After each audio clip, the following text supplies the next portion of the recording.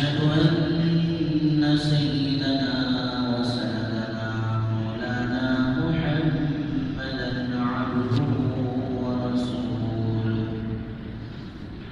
أما بعد فأعوذ بالله من الشيطان الرجيم. بسم الله الرحمن الرحيم. إن أول بيت وضع للناس الذي ببكة مباركا وهدى للعالمين. وقال رسول الله صلى الله عليه وسلم: الحج المبرور ليس له جزاء إلا الجنة، أو كما قال عليه الصلاة والسلام.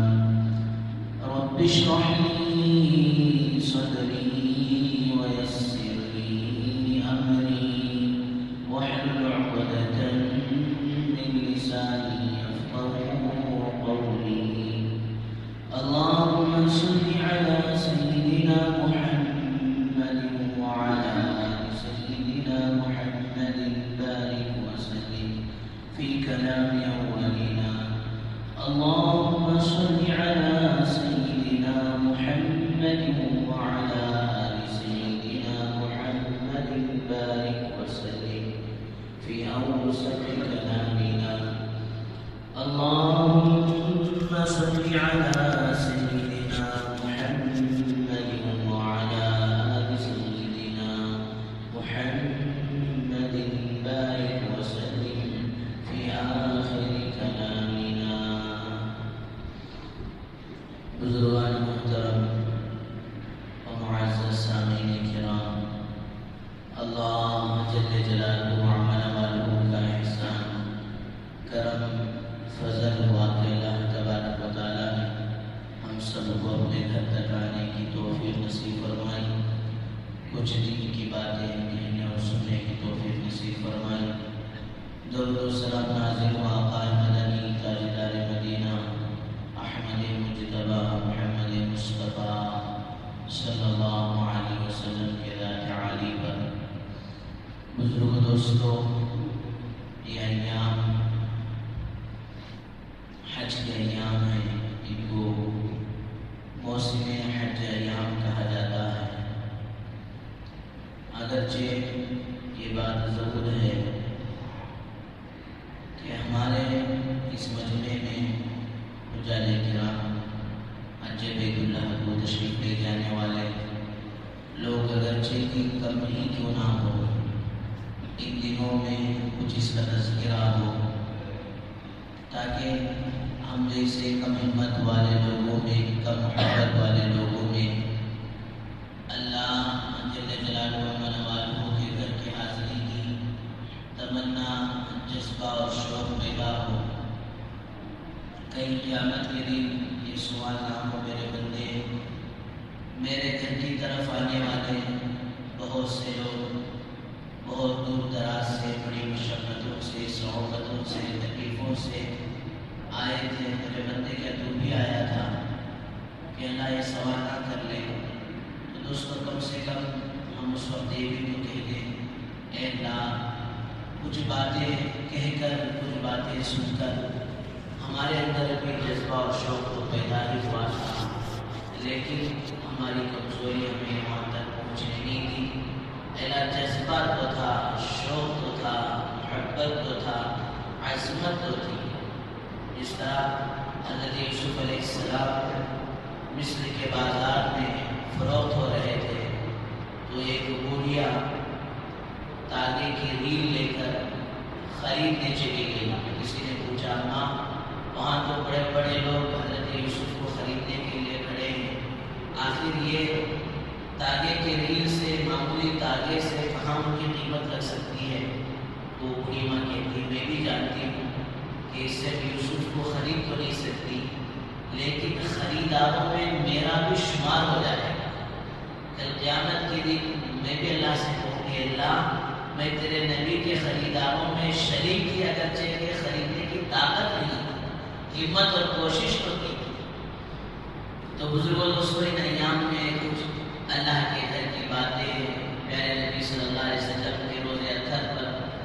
حاضری کی باتیں کہا جائے، سنا جائے، تاکہ ہمارے اندر بھی جذبہ اور شوق وہاں کا پیدا ہو جائے، اور پھر اس محبت کے صدقے میں اللہ ہمیں بھی اپنے گھر کی حاضری کی توفیق نصیب فرمائے۔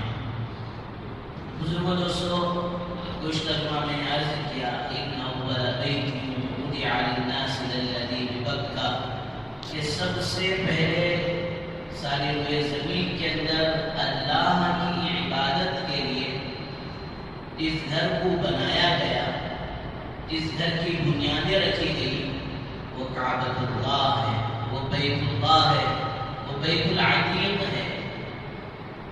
لیکن کعبۃ اللہ کی تعمیر تو بہت سارے انبیاء علیہ السلام نے اور بہت سارے لوگوں نے کی ہے، لیکن ایک شخصیت کا اللہ تبارک و تعالیٰ نے خصوصیت سے ذکر فرمایا، وَإِذْ يَرْفَعُ إِبْرَاهِيمُ الْقَوَاعِدَ مِنَ الْبَيْتِ وَإِسْمَاعِيلُ۔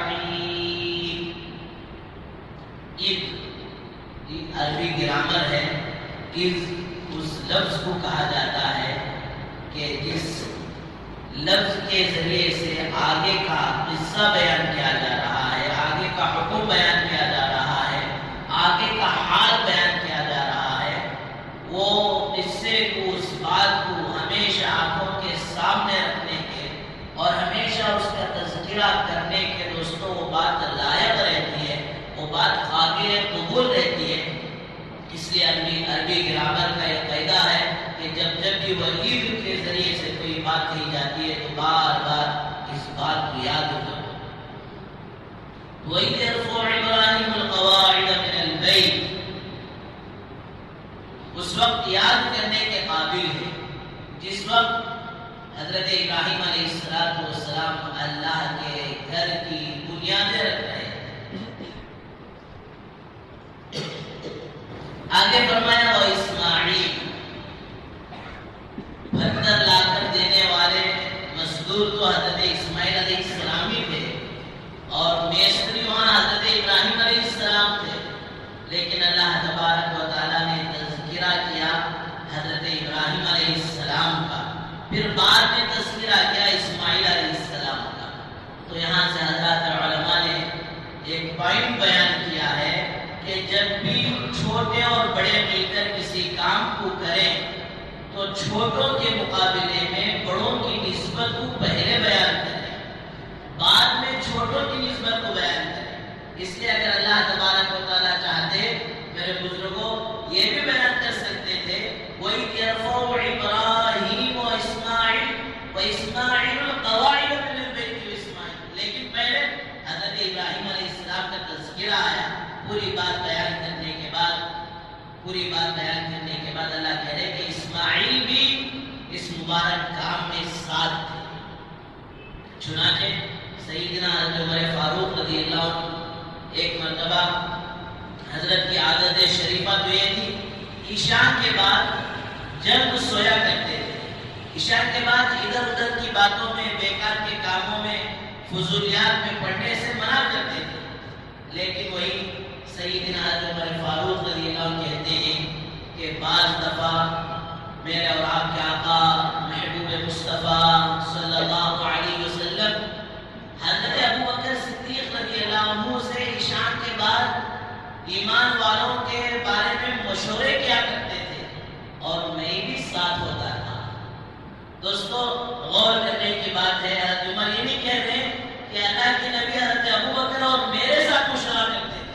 حضرت عمر رضی اللہ عنہ سے حضرت ابو بکر صدیق رضی اللہ عنہ پڑھے ہیں تو فرمایا اللہ کے نبی حضرت ابو بکر صدیق رضی اللہ عنہ سے بعض دفعہ عشاء کے بعد مشورہ کرتے اور میں بھی ساتھ ہوتا تھا۔ اس لیے دوستو یہ بنیادی اصول ہے، جب چھوٹے اور بڑوں کو کسی کام کے کرنے کی جب ضرورت آتی ہے اور اس بات کو جب پیش کیا جائے تو فرمایا پہلے بڑوں کو پیش کیا جائے۔ یہاں بڑوں کا ادب سکھایا گیا، احترام سکھایا گیا۔ آج بلا جھجک بیٹا کہتا ہے ہمارے بابا دادی 125% میں 75% دار کو یہ بلڈنگ کھڑا کیا، بڑے شان سے کہتا ہے ارے بھائی تیرے باپ کے بغیر تیرا وجود کہاں سے آ گیا؟ اللہ کے نبی صلی اللہ علیہ وسلم نے حدیث مبارک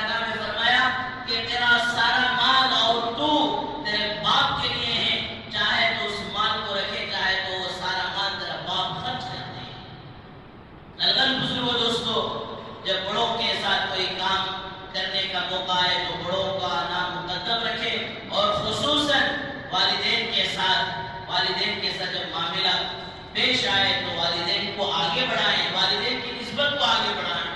الغرض وَإِذْ يَرْفَعُ إِبْرَاهِيمُ الْقَوَاعِدَ مِنَ الْبَيْتِ وَإِسْمَاعِيلُ، جب انہوں نے اللہ کے گھر کو بلند کیا، آگے کہتے ہیں ربنا تقبل منا انک انت السمیع العلیم۔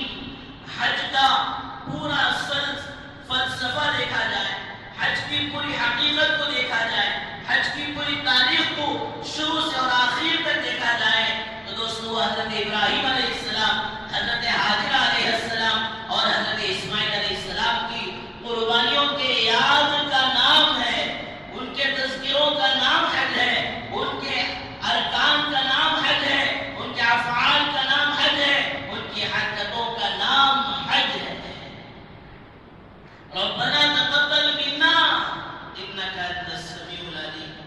محلے کی ایک مسجد نہیں، شہر کے ایک عالیشان عیدگاہ بلال و قادریہ نہیں، دوستو ساری دنیا کا مرکز عالم کو حضرت ابراہیم اور حضرت اسماعیل علیہ السلام نے بنایا۔ بنانے کے بعد کہنے ربنا تقبل منا، اے اللہ اس میں ہمارا کوئی کمال نہیں ہے، یہ تو آپ کی توفیق سے ہم نے آپ کا گھر بنایا ہے۔ اے اللہ اس کے اندر کوئی غلطی اور کوتاہی نہ ہو۔ اے اللہ ربنا تقبل منا، ہمارے اس عمل کو آپ قبول کر لیجیے۔ تو دوستو اللہ تبارک و تعالی قیامت تک کے لیے اس امت مسلمہ کو یہ تعلیم دینا چاہتے ہیں، میرے بندو کسی عمل کو کر اس سے پہلے خوش نہ ہو جاؤ جب تک کہ وہ اللہ کے یہاں قابل قبول نہ ہو جائے۔ ایک طرف عمل کا کرنا ہے تو دوستو دوسری طرف اس عمل کو اللہ کے یہاں قبول کرانا ہے۔ اس لیے بعض کام اللہ تعالیٰ غیروں سے بھی خیر کے لے لیتے ہیں، غیروں سے بھی خیر کے کام اللہ تعالیٰ لے لیتے ہیں۔ اس کا مطلب یہ نہیں کہ وہ عمل اللہ کے قابل قبول ہے، وہ عمل قبول ہونے کے لیے دوستو اس کے لیے ایمان شرط ہے۔ بعض دفعہ بہت سارے علاقوں میں اس ایمان کی تعریف طے ہوتی ہے تو فرمایا پھر وہاں رکاوٹیں پیدا ہوتی ہیں تو پھر غیر بھائی آگے بڑھ کر اس رکاوٹوں کو دور کرتے ہیں۔ بھئی ایسا نہیں، ہم تو ان کے اجتماع کئی سالوں سے دیکھ رہے ہیں، یہاں کوئی گڑبڑ نہیں ہوتا، یہاں کوئی دنگا فساد نہیں ہوتا، یہاں کوئی لڑائی جھگڑا نہیں ہوتا۔ وہ پولیس بھی دوستو برائے نام ان کی ڈیوٹی سمجھ کر ڈالی جاتی ہے اور وہ پولیس بھی دیکھ کر حیران و پریشان ہوتی ہے، زبانوں سے اقرار کرتے ہیں۔ ہم چھوٹے کسی جلوس میں جائیں تو ہمیں بڑا ٹینشن سوال رہتا ہے کہ پبلک کو کیسے سنبھالیں، کیسے کنٹرول کریں۔ یہاں تو ماشاءاللہ ایسے معلوم ہوتا ہے کہ کوئی آٹومیٹک مشین لگا دی گئی ہو، لوگ اطمینان سے جا رہے ہیں، صبح سے بھی فارغ ہو رہے ہیں، کھانے سے بھی فارغ ہو رہے ہیں۔ نمازوں کا حال کو دیکھ کر پریشان ہو جاتے ہیں، ایک آواز پر پورا مجمع کیسے نمازوں میں جڑ جاتا ہے۔ تو بزرگوں دوستو ہر عمل کو کرنے کے بعد قبول کرانا، تو یہ غیر بھائی بھی فرمایا وہاں آ کر حمایت کرتے ہیں، تعاون کرتے ہیں، ساتھ دیتے ہیں، تو اس کا مطلب یہ نہیں کہ ان کا وہ عمل اللہ کے اجر و ثواب پائے۔ ہاں اللہ اس عمل کی توفیق سے انہیں ہدایت دے دے، یہ بات اور ہے۔ اس لیے کسی عمل کی توفیق ملنا یہ الگ بات ہے، اور اس عمل کو دوستوں قبول کرانا یہ اور بات ہے۔ کہ اتنا بڑا کام کرنے کے باوجود دوستو حضرت ابراہیم اور حضرت اسماعیل علیہ السلام کہنے ربنا تقبل منا انک انت السمیع العلیم، آپ سننے والے جاننے والے۔ اور پھر دوستو اس کے بعد عجیب و غریب بات، حضرت ابراہیم علیہ السلام آگے دعائیں بیان کی، اللہ نے قرآن کا حصہ بنا دیا ربنا وجعلنا مسلمین، اے اللہ مجھے اور میرے بیٹے اسماعیل کو مسلمان بنا دے۔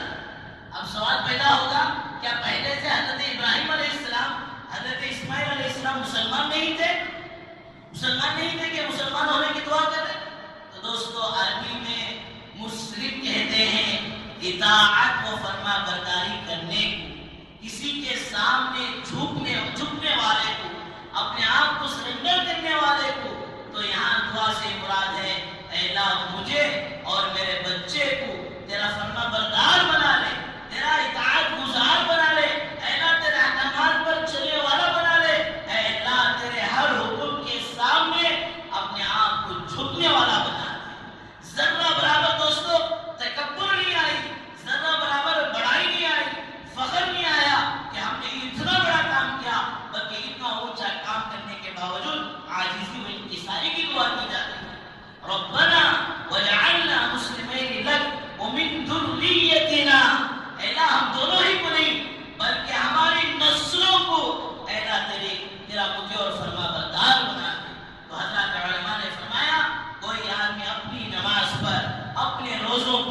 اپنے زکات پر، اپنے حج پر مطمئن ہو کر نہ بیٹھے۔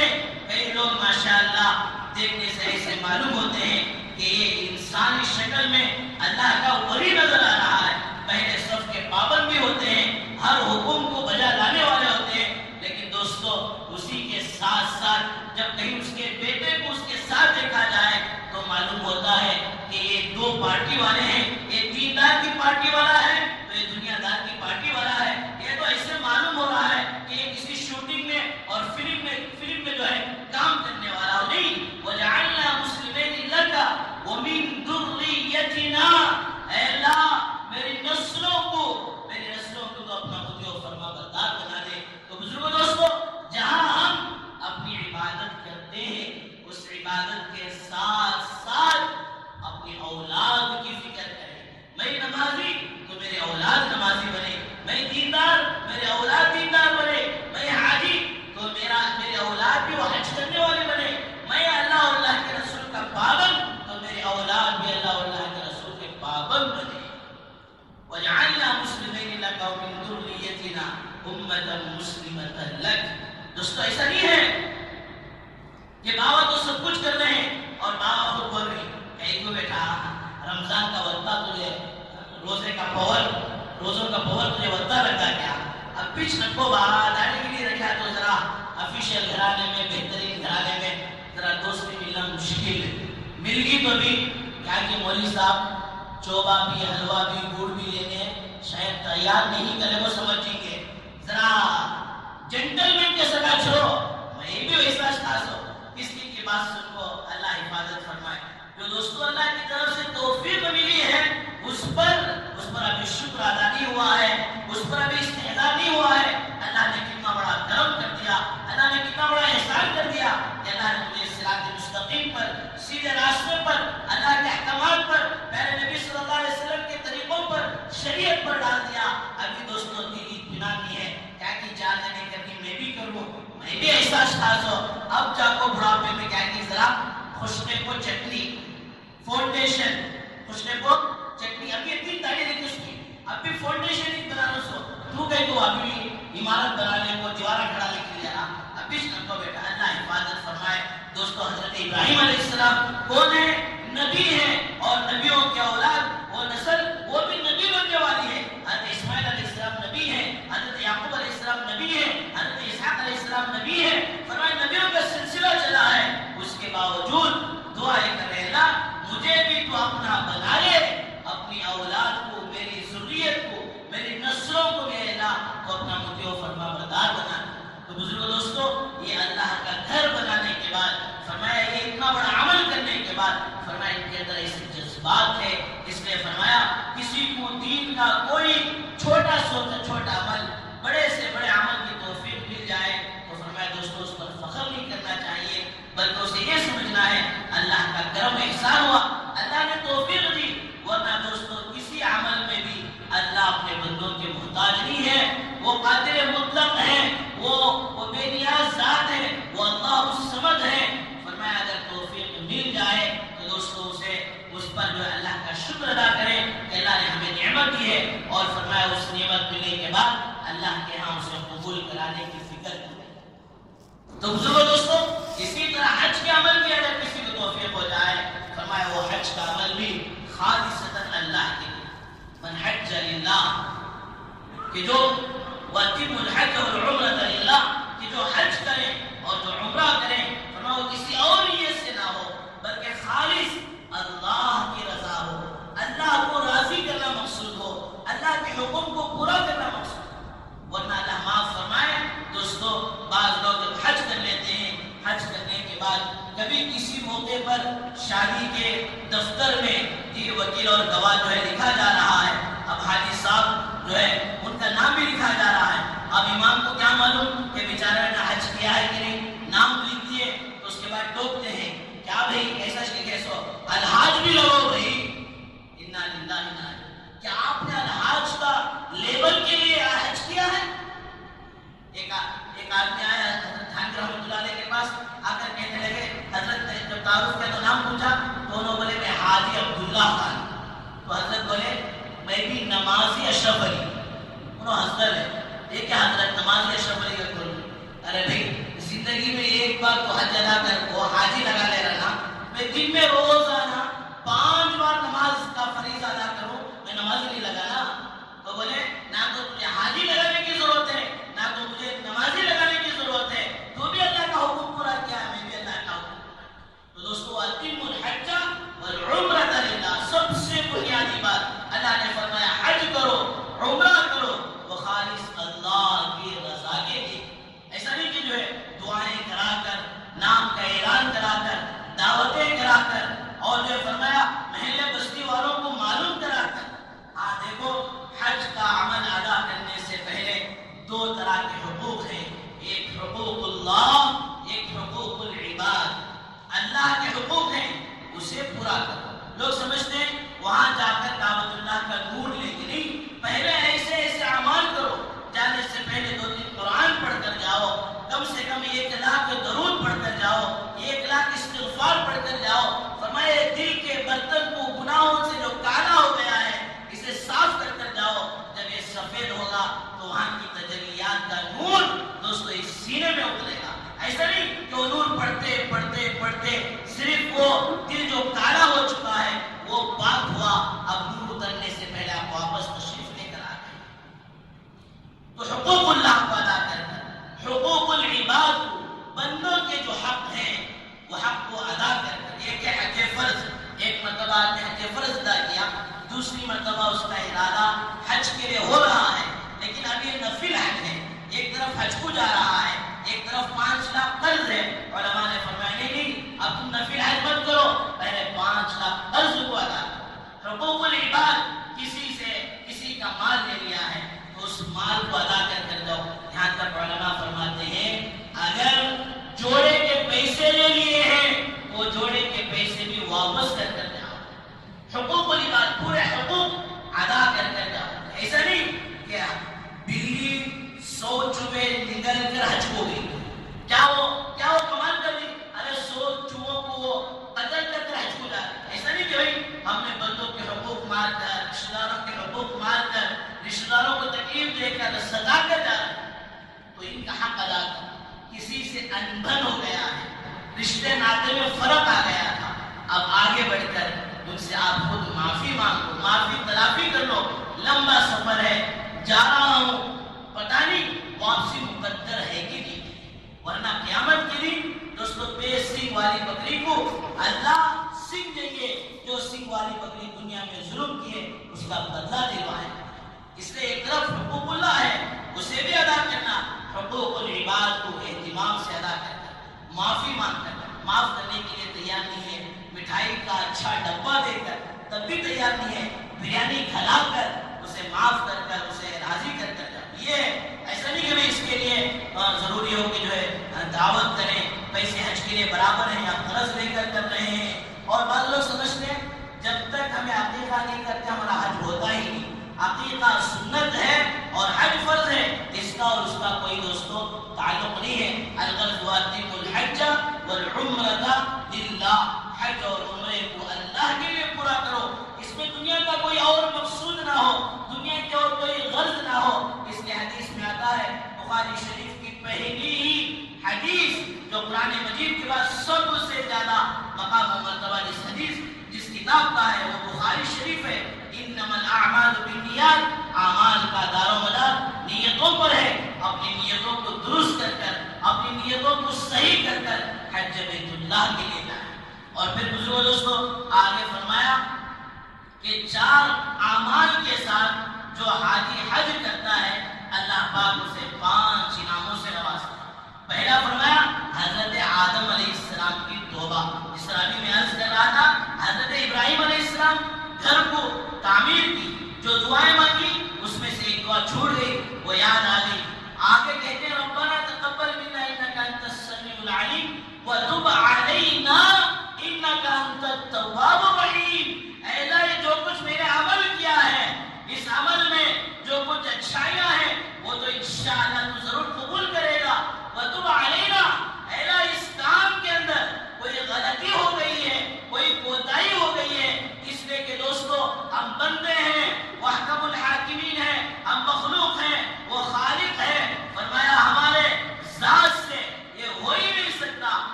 عمل تو ایک چھوٹا موٹا عمل ہے، اے اللہ یہ عمل تیرے یہاں قبول ہونے کے قابل نہیں ہے، اے اللہ یہ عمل تیرے یہاں قبول ہونے کے لائق نہیں ہے، اے اللہ تو اپنے فضل و کرم سے اس عمل کو قبول کر لے، وتب علینا، اے اللہ اس کے اندر کوئی غلطی کوتاہی ہو گئی اے اللہ اسے معاف فرما۔